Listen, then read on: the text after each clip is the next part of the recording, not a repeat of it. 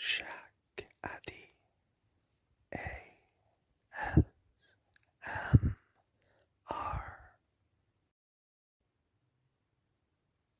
Hello, it's your boy Shack Addy ASMR here.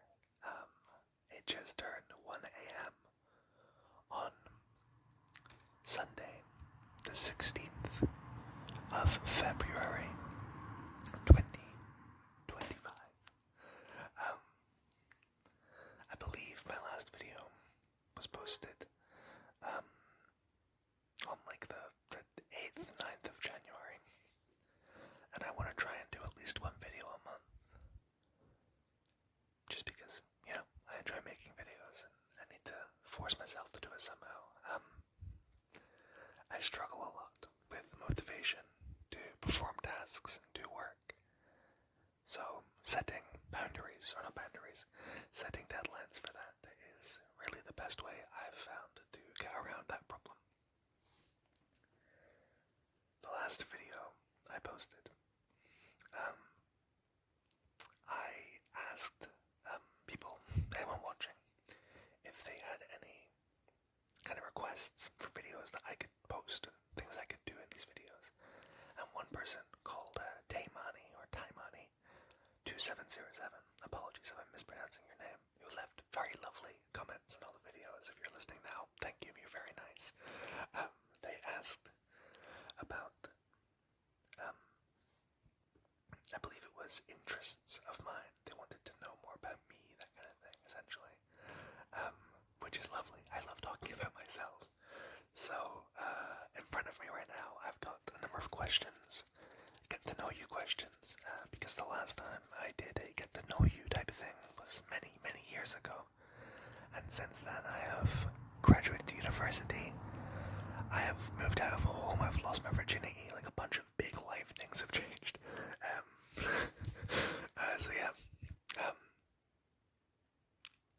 I guess I'll just sit here and answer some questions. I have a bunch of things around me. Also a busy road next to me, even though it's 1 a.m. The road next to my house is loud. I live in the middle of a town, so it's never really quiet here, which I enjoy. I love being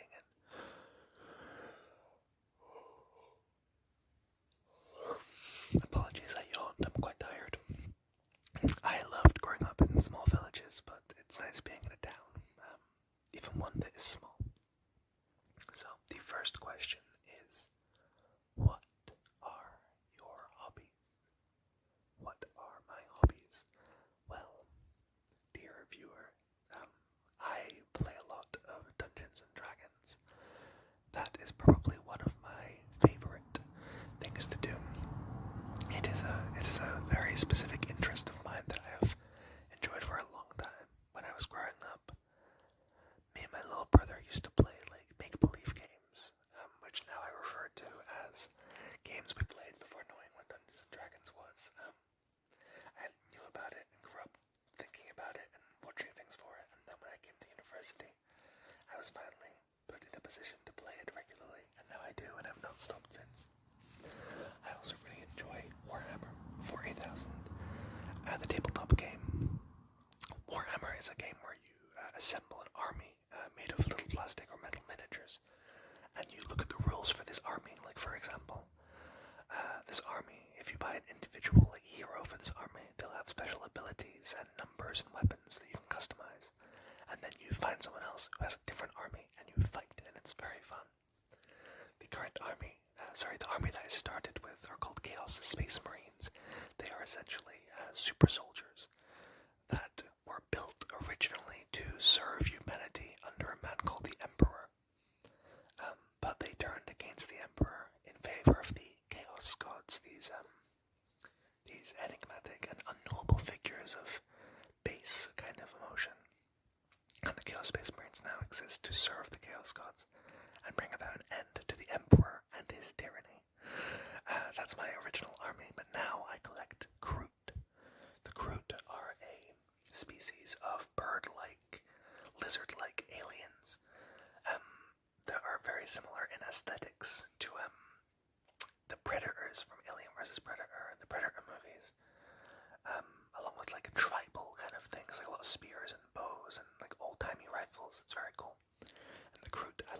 so much.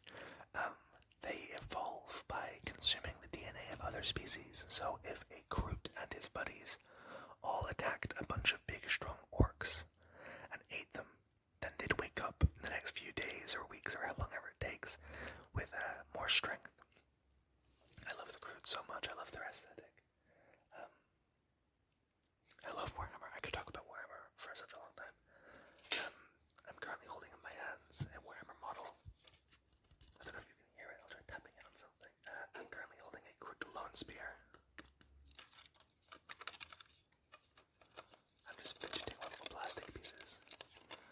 I enjoy building the models, especially making my own versions of the models in something called proxying. And I really enjoy playing the game, but I don't enjoy painting. It's a problem.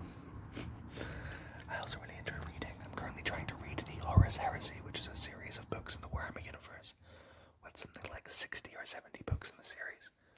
I just finished The Burning of Prospero, or Prospero Burns, I forget what it's called. It follows a legion of space marines that are still loyal to the Emperor. It's very good. I also enjoy camping, going outdoors. Wild camping, specifically the idea of just going somewhere and setting up a tent and just doing something, like just hanging out. It's so fun to me. I don't know if you are all aware of this, but Scotland has very liberal rules around camping and like trespassing. So as long as you don't bother anyone, and as long as you don't set up in someone's garden, you can kind of just go wherever you want, which is so nice. Kind of take a little moment to just little hand sounds for a bit, just to give my voice a break, because I am sick currently, unfortunately.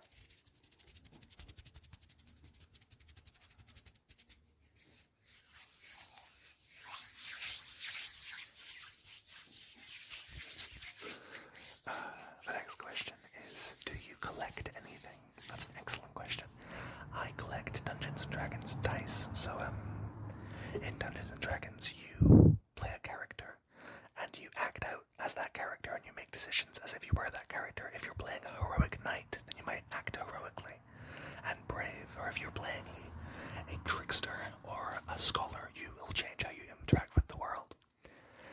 The main way that Dungeons & Dragons is moderated in order to maintain suspense and fairness is by rolling dice. So for example, if my wizard, my scholarly wizard that I'm playing, attempts to translate a magical symbol on a wall to see if I can disarm some sort of trap, the dungeon master, so the person responsible for organizing the game and narrating what's going on, will choose a number, usually between 1 and 20, or 10 and 20 normally, but it could be higher or lower. The higher it is, the harder it is normally. And then ask me to roll some dice. And I will roll the dice. And depending on how skilled I am at certain abilities, like the translation of magical symbols, for example, I will add some numbers to the dice to see if I'm better or worse at it, and then I will look at the combined result, and if I rolled higher than the number the DM said, then I win. That's how D&D works. But yes, I have so many sets of dice. There's a dehumidifier right next to me, which just made it sound like it's pissing. So I apologize if you just heard some dripping water noises. That was not planned.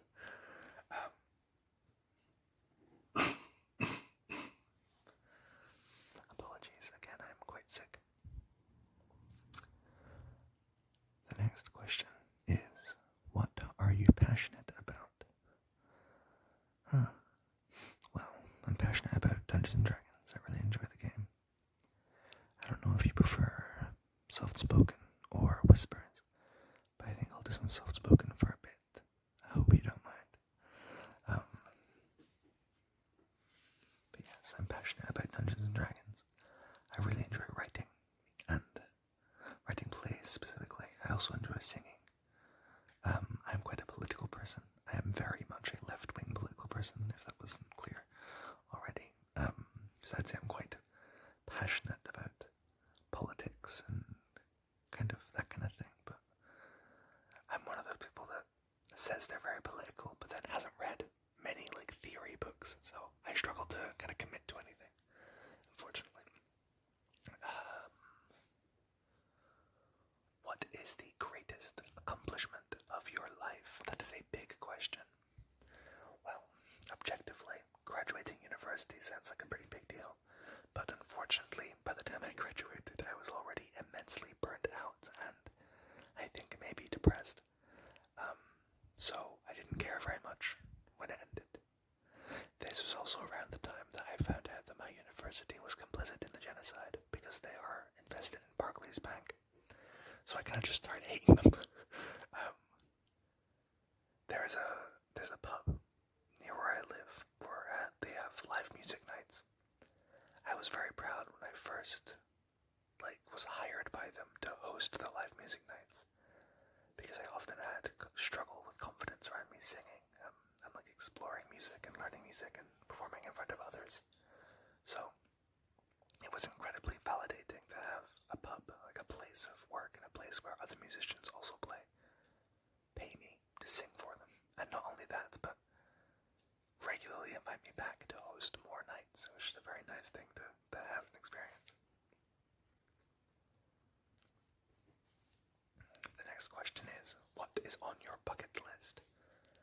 I don't really have a formal bucket list, but I have things I want to do. I would love to visit more countries. I have been to, in my life, I'm from Scotland, I've been to England, I've been to Germany and France and Spain and the Netherlands and Sweden and technically Denmark because I went through Denmark to get to Sweden. I flew into Copenhagen. I'm so sorry. I hope these coughs aren't very loud. But I'd love to leave the continent eventually. Maybe go to the United States or Canada. I'd love to visit Canada and go to Asia.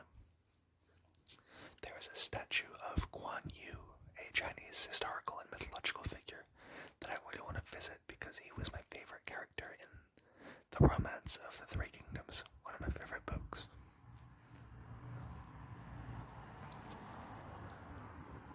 What is my favorite holiday? Well, that's an excellent question. I enjoy Halloween. I enjoy dressing up and all the kind of energy around it. I enjoy the New Year. I enjoy the philosophical, the mental stuff kind of around New Year and the changing of the card and that kind of stuff. I enjoy Christmas, but Christmas recently for me has been a source of angst between me and my family members, and that's kind of discolored my love for the holiday a little bit. What family member are you closest to?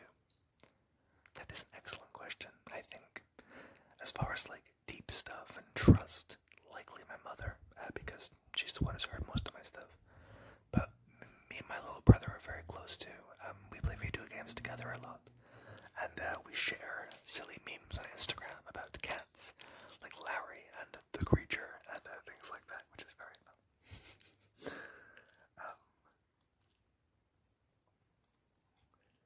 What is my longest running friendship with someone, and what are they like? That is an excellent question. There are many people that I've known for a long time. The longest and closest, I would say, are my friends Rosie and Kelsey. Kelsey is a friend I met from choir. I sang in a choir. And we went on residential trips to Germany, and we met there. And we just immediately connected and clicked. We got on really well. She's a lovely person. She's very funny. She's so funny. She has this perfect blend of sarcastic and then deeply genuine aura, if that makes sense. It was unfortunate because at the end of high school I had some mental difficulties, so I ended up ghosting a lot of my friends, and she was one of the only ones that I kind of rebuilt the relationship with, and it was really good to have her back in my life essentially, that long kind of pause. But yeah, Rosie, another one of my friends, is fucking incredible. She is the best person that you could ever meet. She's so kind and funny and caring and is just a delight to be around and a delight to talk to. She is the source of so many of my healthy communications with problems, because she's very good at there's a specific value I have in a friend, someone that's willing to call you out on your bullshit and kind of poke holes in what you believe, and Rosie's very good at that. She helps me to question what I'm thinking and whether or not it's valid or not. But yeah, she's incredible.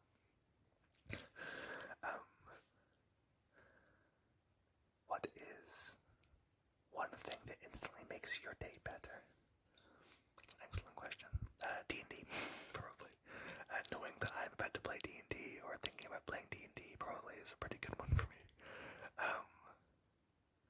The next one is, when did you first feel like an adult? When did you first feel like an adult? I am one of those people that was always, I would say, quite kind of mature. Like as soon as I kind of went to high school, I grew up quite quickly. I was often like the mature one in my friend group, and I very much was caring and looked after other people in some quite unhealthy people pleaser kind of ways. But yes, so I will say I never truly felt, at least in my memory that I can remember, I've never felt super childlike.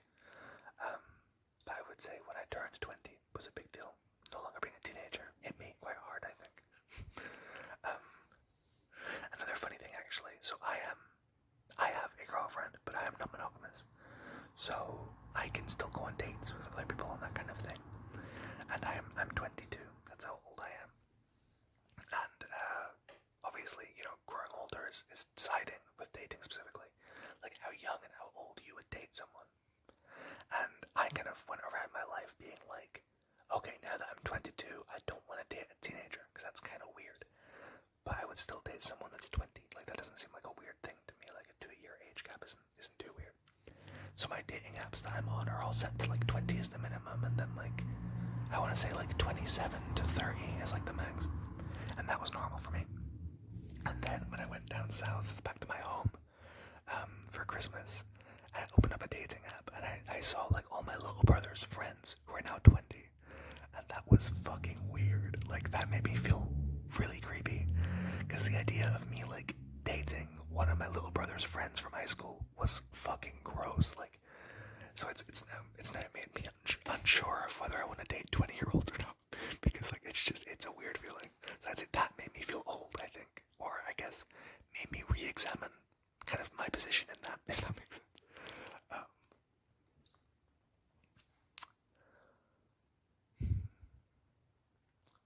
What do you wish more people understood about me? That's an excellent question. I don't know, honestly. I think that I'm pretty good at communicating my feelings and kind of putting myself forwards as who I am as a person. So I don't think it's something that I struggle with. People tend to understand who I am and what I believe, I think. It's not really a problem I worry about. But maybe, and this is, I think, more my fault than anyone else's, I hope, or I wish sometimes, that people would be able to see when I'm struggling more. I'm a quite put together person, and I grew up very isolated from everyone around me. I had very loving friends, but I struggled to see that, and I felt very isolated a lot of the time. So I was able to look after myself for the most part and kind of solve my problems myself, which is a good thing and a useful skill, but it means now that I can struggle to reach out to others, and I kind of just hope everyone understands what's going on, if that makes sense. So yeah, that's some get to know me questions.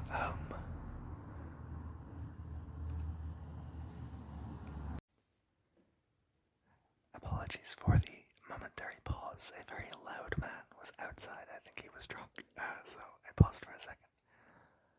That is going to be the end of the video, I think, as I have run out of things to say, and the late night sleepies have kind of got to me a little bit. In recognition for their abilities, I set challenges in all of these videos. Trivia questions, quizzes, things like that, for people to try and figure out. And in the last video, the challenge was solved by the incredibly illustrious and talented Snannable, who correctly surmised the term for puncturing a vein as venupuncture. So shout out to Snannable for being a real one and getting that right. Your next challenge is, I mentioned a race in Warhammer 40,000 of bird lizard people. I'm not going to tell you the name again because that makes it too easy.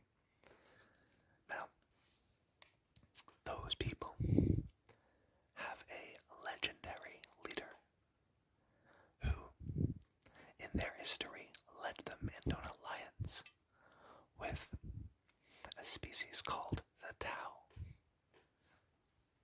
is the name of this leader of these people. That's your challenge. If you figure out that challenge, then I will give you a shout out in the next video. I hope you enjoyed listening to this one. I really hope that I can try and do more than one video in a month, but the energy and the motivation just isn't there. Again, mentally I'm not doing too great, but I did manage to get my GP sorted, which is fun. Yeah, and as always, if you have any ideas for videos or any requests of something you would enjoy hearing and listening to, even like individual triggers that you might enjoy hearing, I'd love to hear them. I feel very validated when I serve others, so yeah. Hope you had a good time, and I look forward to catching up with you some other time.